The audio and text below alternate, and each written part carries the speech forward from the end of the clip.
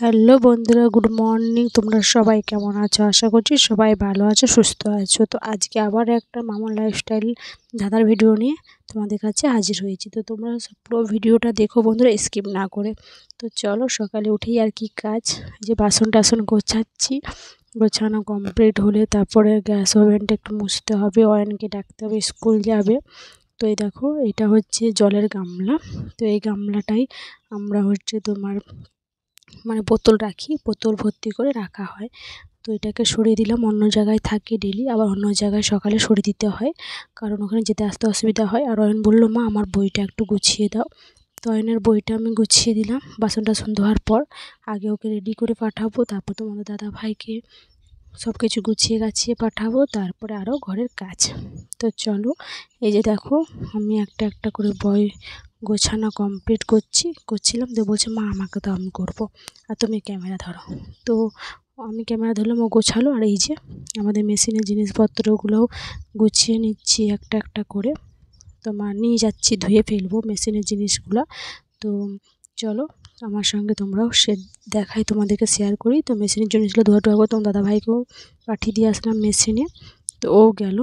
তারপরে এই যে, তারপরে টেবিল ফেবিল সব ডেলি যখনই সকালবেলা গোছাই, বিকালবেলা রাত্রের দিকে নোংরা হয়ে থাকে, আবার সকালবেলা গোছাই। এটাই আমাদের কাজ, আর কি করব। আর ঘরটারও অবস্থা ছিঁড়ি হয়েছিল যাচ্ছাতা, তো সেটা গোছালাম, বিছানাটাও গোছালাম। তো চলো তোমাদের সঙ্গে ধাঁধাটা শেয়ার করে ফেলি। আর একটা কথা বলবো বন্ধুরা, ধাঁধাটা নেগেটিভ হবে প্রশ্নটা, কিন্তু উত্তরটা হবে পজিটিভ। তো এই দেখো, এটা হচ্ছে কই মাছ। কালকে এই যে আমাদের এই সাইডে দেখো মাঠ আছে, ওই মাঠে জমিটায়, সেখান থেকে এই মাছগুলো ধরেছিল। পরশুদিনও ধরেছিল 3টে, আর কালকে ধরেছিল 2টে, আর অনেকে অনেক ধরেছে, কিন্তু আমাদের জানতো না। পরে জানার পর যখন ধরতে গেছে তখন 2টো পেয়েছে।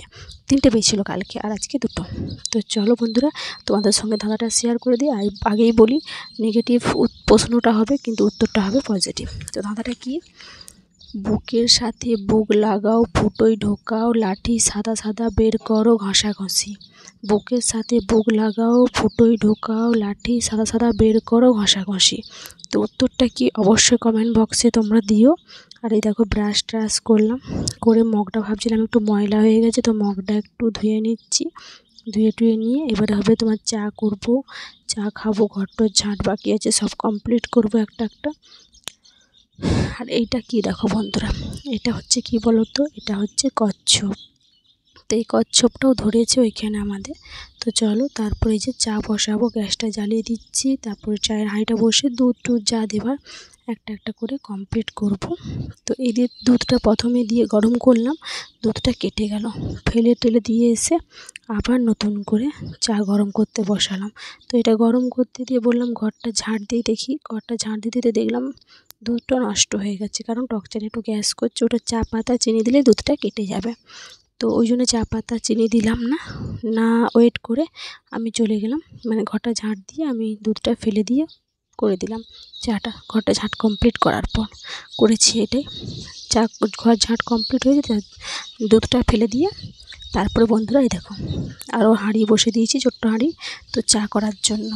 তো চলো, এবার তোমাদেরকে আর বেশি ওয়েট করাবো না, ধাঁধার উত্তরটা শেয়ার করে দিই, কারণ ধাঁধার উত্তরটা তোমার সময় লাগবে বুঝিয়ে বলতে।